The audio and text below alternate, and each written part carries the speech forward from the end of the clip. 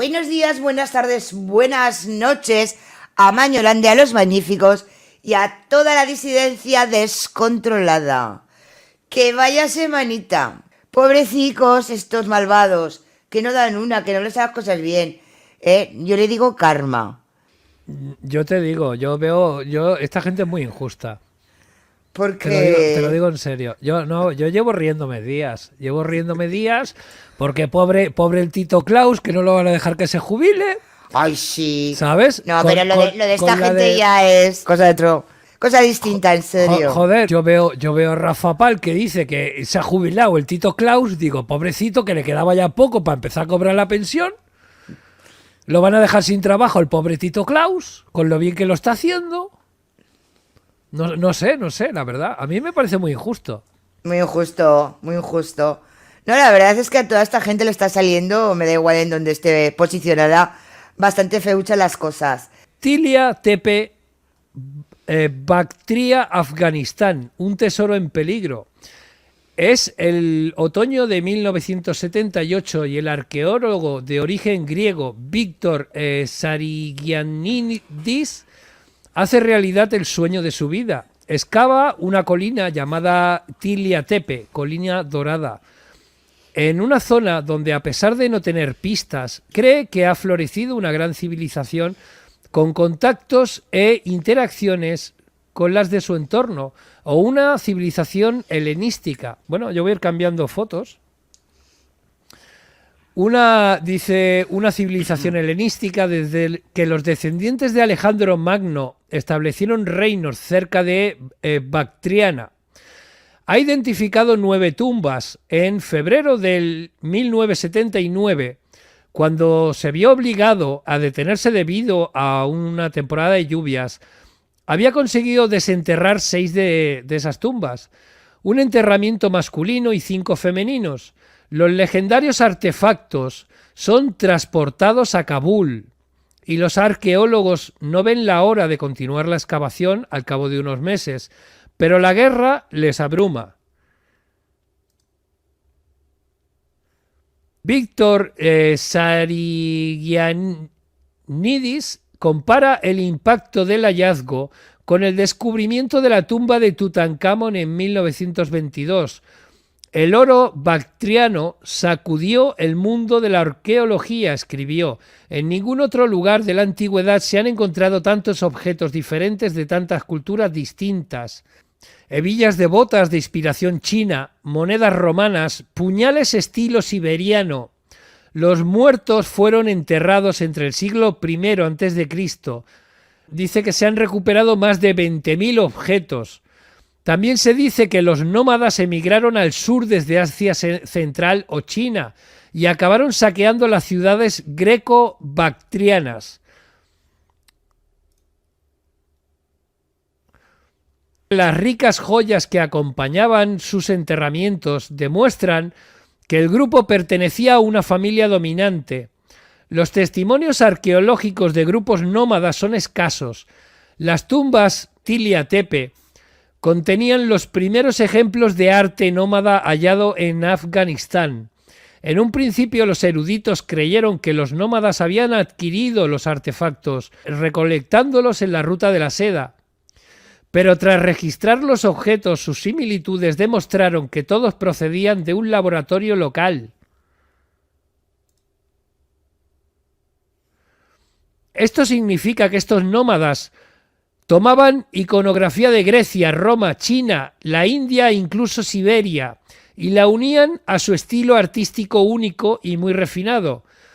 Eran creadores y no meros coleccionistas. De hecho, el laboratorio está enterrado cerca de las tumbas.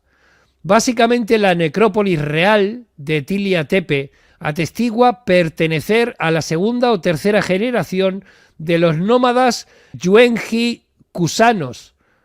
Recordamos, ¿no? Ese nombre, Kush, que acabaron con el estado greco-bactriano, pero que luego quisieron copiar la cultura griega de la época helenística. De algún modo los nómadas se convirtieron en aristócratas que construían nuevas ciudades, vestían ropas bañadas en oro, mientras que los gobernantes de Huangji, Kushan tenían en su poder enormes riquezas que habrían adquirido como botín. Esta fue la razón por la que crearon la necrópolis, cuyo entierro solía tener lugar antes del amanecer, pero también tenían la capacidad de controlar los monumentos funerarios en los que había una riqueza inestimable. El tesoro se encuentra actualmente en los sótanos del Banco Central de Kabul. Vamos a ver más imágenes que acompañan a esta línea, a esta colección. No sé qué te parece, a ver si me puedes comentar. Pues súper bonito. Pero súper bonito, mira. ¿Qué voy a decir? Estoy aquí mirando como tos. Esto, si te fijas, parece más papel que oro, ¿eh? Sí, parece... ¿Cómo le decimos? Pan de oro. Sí.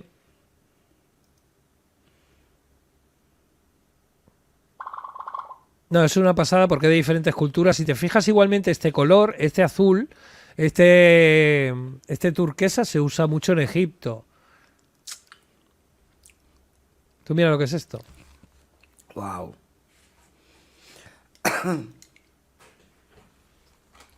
Estos son pendientes, sí. Sí, son como flores, yo creo, algo así. Sí, tiene pinta de ser unos pendientes, no sé.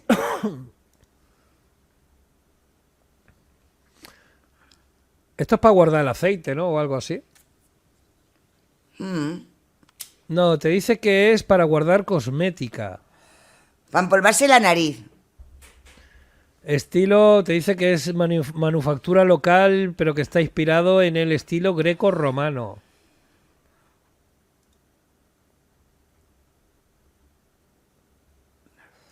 Vaya botón.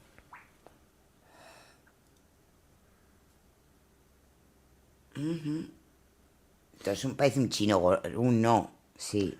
Sí, mira lo que lleva en el cuello. Sí, eso es el dragón, ¿no? Una serpiente de dragón de estas. Para mí es un pez o algo así, ¿eh? No sé. Parece una cabeza de un pez, más que otra cosa. Mira, ¿recuerdas aquellos que vimos en una fotografía que se veía mal? Estaba como... se veía la sombra.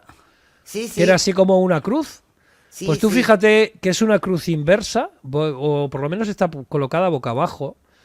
Y luego tiene todos esos símbolos de las esvásticas de la India. Y está todo hecho en oro.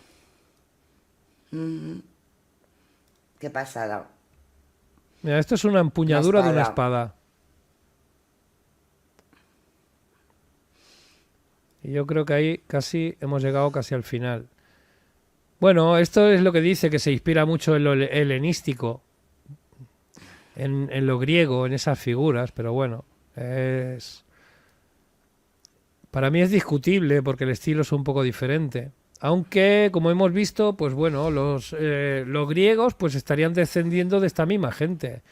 No sería antes el huevo que la gallina, sería la gallina directamente. Esa cultura madre de donde saldrían luego griegos y otros tantos. Y luego recordemos que de esos griegos, al menos en lo que nos están diciendo, descenderían esas primeras casas reales europeas, francesas, por ejemplo, donde tendríamos a Franco, al padre del príncipe París, que eran aquellos de Troya, de los troyanos, Ajá. que luego fundarían lo que es Francia, y los franceses, los francos. No sé, al final poco a poco parece que vamos sacando un poco de toda, tirando del hilo, vamos sacando un poco de toda esa historia.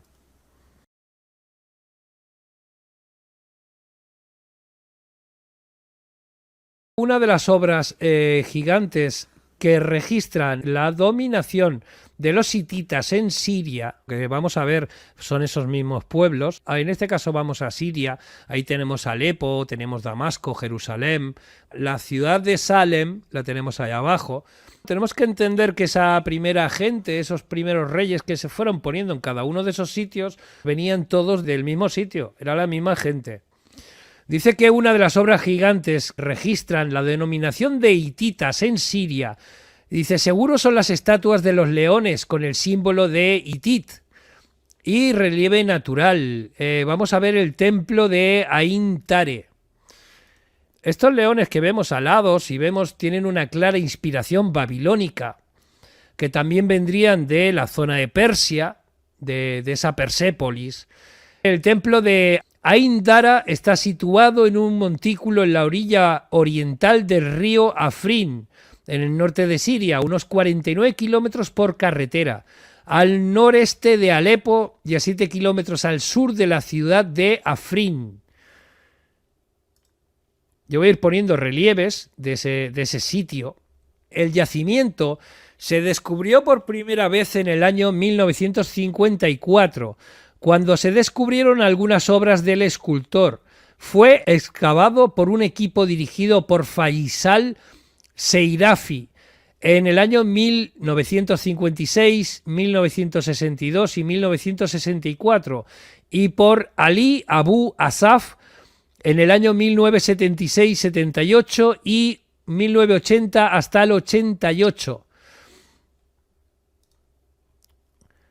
El yacimiento consta de una ciudad baja, llana y un alto montículo con un castillo en la esquina sureste de la ciudad.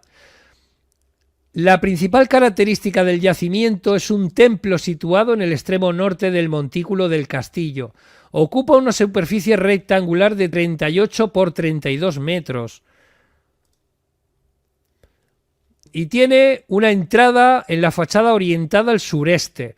El templo tiene una antecela rectangular y una cela cuadrada y una galería que los rodea por 3 lados. El edificio se construyó y amplió en múltiples etapas y se decoró con numerosas estatuas, ortostatos, la palabra no es fácil, la mayoría de piedra basáltica oscura. La datación del templo ha sido problemática debido a la falta de fuentes escritas, en concreto la iconografía de los relieves de las cámaras inferiores del templo apuntan con fuerza al periodo del Imperio hitita, mientras que los relieves exteriores se fechan probablemente en el periodo posterior, en torno al año 1100 a.C.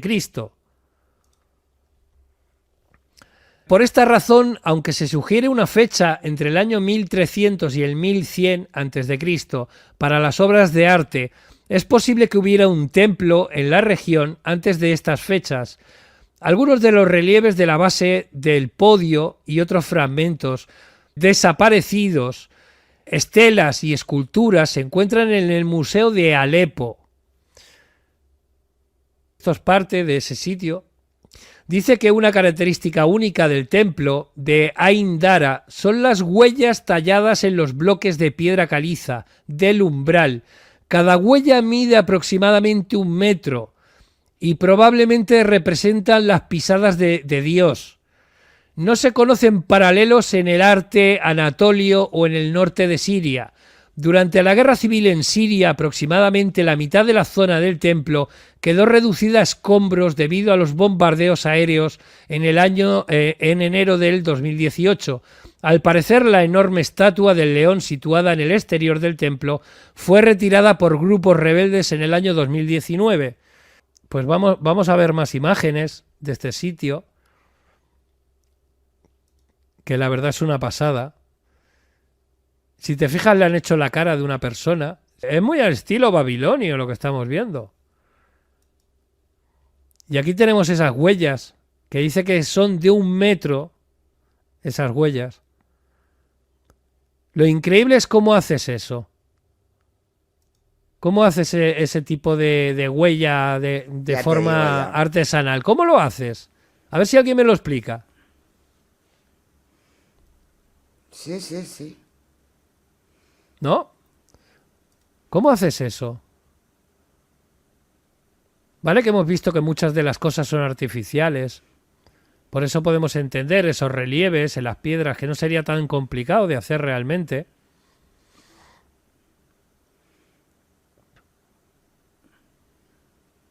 No, es una pasada, ¿eh? Mira las huellas. Sí. Que me digan a mí a ver cómo se puede hacer esto así a mano, haciéndole hasta el puente del pie, ¿eh?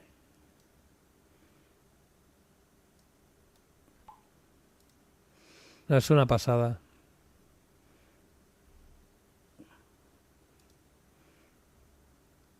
Este está descansando.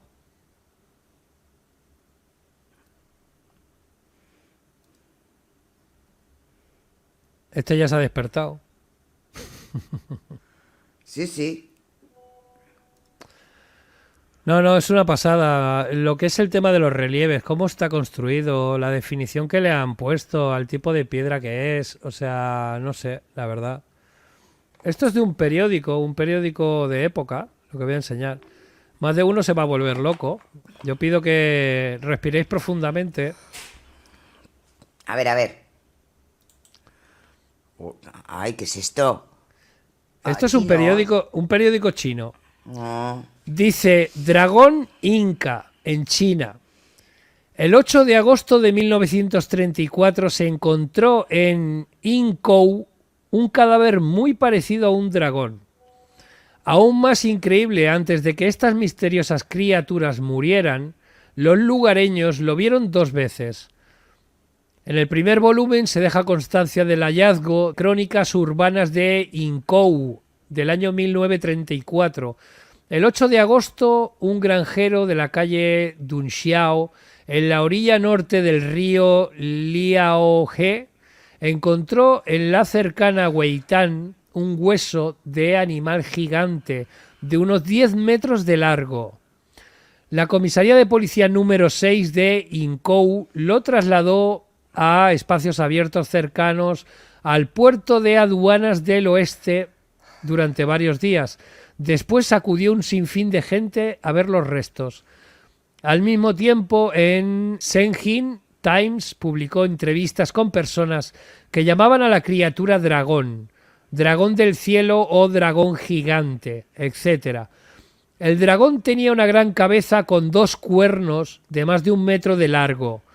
Ma Gosian, hijo de Ma Zichen, un antiguo y famoso ortopedista inca, que vio el hueso del dragón con sus propios ojos, recuerda que su padre le dijo que cuando se encontraron los huesos la carne aún no se había descompuesto y la criatura se parecía mucho a un dragón. Un periodista escribió en Shenzhen Times el 12 de agosto de 1934 que se sorprendió al ver que el dragón tenía garras y las utilizó para cavar un agujero de casi 17 metros de largo y más de 6 metros de ancho. Posteriormente, los huesos del dragón fueron trasladados varias veces y más tarde, debido al caos público, los huesos desaparecieron y se desconoce su ubicación.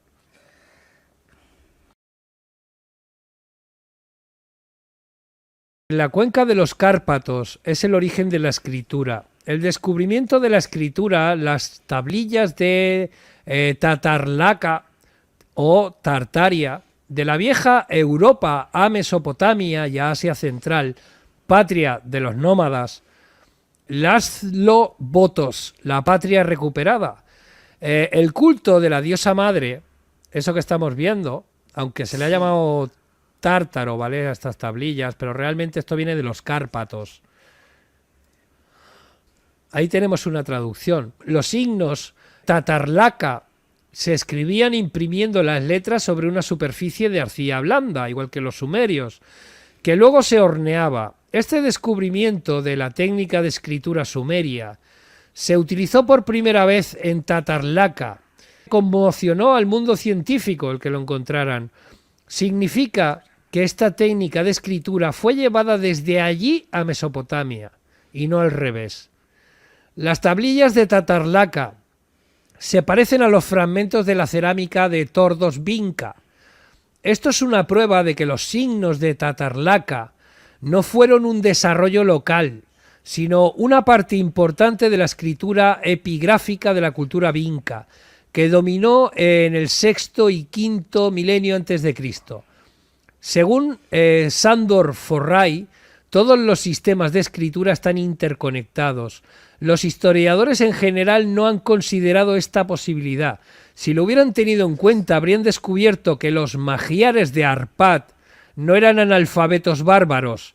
En el siglo IX poseían el sistema de escritura abreviada más avanzado, la escritura rúnica. Según Sándor Forray, Todos los sistemas de escritura están interconectados. La escritura se desarrolló en la cuenca de los Cárpatos y se hizo más sofisticada en Mesopotamia.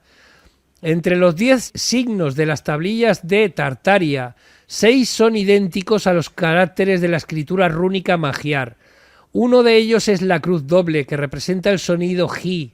En sumerio, la doble cruz representa el 0, el signo del gobernante, que se traduce como Pa. El nombre Pa también lo podemos encontrar en Egipto, ¿vale? Del dios Pa. En la península báltica se encuentran signos rúnicos similares. La conexión entre los sistemas de escritura tordos, tatarlaca, balcánicos, cretenses, minoicos, egipcios y mesopotámicos fue representada por Jovan Todorović, historiador croata especializado en sistemas de escritura. En Mesopotamia los sumerios desarrollaron los pictogramas. En un sistema de ideogramas de aproximadamente 3.500 años antes de Cristo, el infinito se expresaba mediante pictogramas combinados que se convertían en un ideograma. Por ejemplo, el verbo comer se expresaba mediante un pictograma del pan en el pictograma de la boca. Las sílabas que incluían consonantes se expresaban con signos como si fueran sufijos. Esto era suficiente porque su lengua era aglutinante, como la húngara. Utilizaban determinados escritos que no se pronunciaban. Por ejemplo, la cruz o la estrella de 8 brazos, que significa dingir, conexiones divinas o celestiales. Con el tiempo, la cruz de 8 brazos se simplificó a una sola cruz en cuneiforme, que más tarde se convirtió en el mismo signo en la escritura rúnica magiar y representada por el fonema D. La escritura pictográfica sumeria incluyó en los pictogramas egipcios. Como los egipcios utilizaban esta escritura principalmente en sus iglesias y estatuas, los pictogramas pasaron a llamarse jeroglíficos, que significan tallas sagradas. La identidad sumeria húngara, la patria reclamada. Esto está escrito por Laszlo Botos. Dice parte 1, la patria recuperada. Los magiares de Arpad trajeron consigo la antigua visión religiosa de la religión Magus. No solo escribieron con la escritura rúnica en varas que podían destruirse fácilmente, sino que también pintaron en las paredes de las iglesias cuadros que representaban los antiguos símbolos de la religión Magus. En la capilla del castillo de Esztergom se encuentra uno de estos símbolos. Es un león pintado en la pared. Este símbolo son los 4 triángulos en el lomo del león. Se ven esos 4 triángulos. Es el único león que queda en esta pared, según el profesor Badini. Originalmente había 14, pero han sido borrados. Las antiguas creencias religiosas de los magos sumerios no eran aceptadas por los seguidores de la nueva religión, el cristianismo. Por lo tanto, los cristianos simplemente pintaron sobre los leones para borrarlos. Esta acción afortunadamente los preservó durante mucho tiempo, pero ahora solo queda uno hasta el presente. Con el tiempo, la capa superior de pintura se desprendió y reapareció la imagen original del león. Esto se convirtió en una de las pruebas más sólidas de las antiguas conexiones de los húngaros. La palabra león en sumerio era Ur-Mag o Mag-Ur. Mag significa grande, poderoso y entendido. En astrología, la constelación de Leo era la casa del sol e irradiaba sus bendiciones sobre toda criatura viviente. Es interesante observar que algunas montañas de los Cárpatos tienen el nombre de Magura. Es similar a Mag-Ur.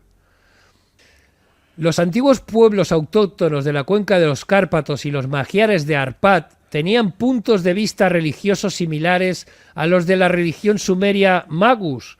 La forma de gobierno de Sumeria era una teocracia. Para los sumerios, su rey sacerdote era el representante de Dios y se creía que descendía de Dios. Llamaban Patesi.